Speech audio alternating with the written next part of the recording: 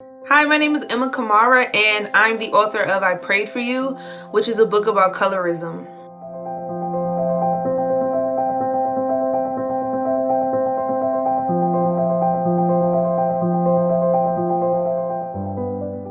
I wanted to write this book because I noticed all the isms that come from colonialism and that come from slavery, and how those psychological lies and thought patterns and beliefs have trickled down onto Black children, African children, children within the African diaspora.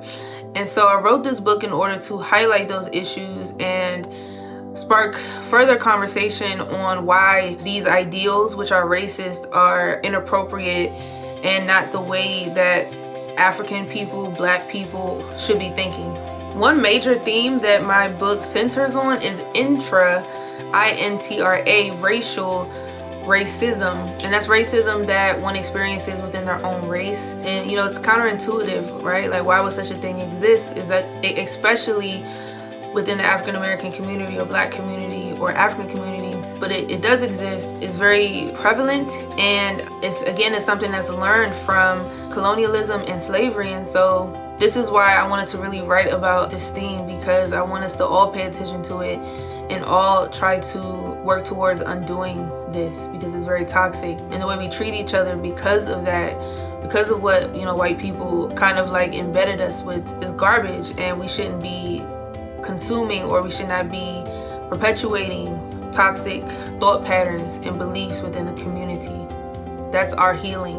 That's how we're gonna heal. In this book, you'll meet Bianca Bure, who is a 15-year-old African-American girl, Sierra Leonean American to be exact, girl who struggles to accept her beauty. I went to school for English and I read a lot of literature.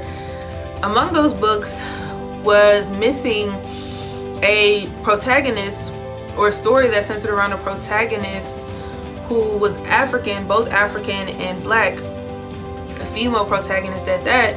And one of Toni Morrison's most memorable quotes is, if you have yet to read a book or a story that you want to read, you should write it.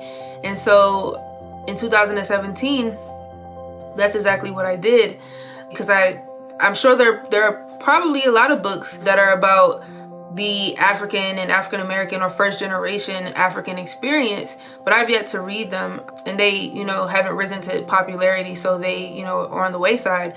And so that's why I wanted to write this book, because I want people who went through racism and being treated like a foreigner amongst the African American or Black community, or within other communities within the diaspora, I wanted them to feel like they weren't the only ones that was going through what this character is going through.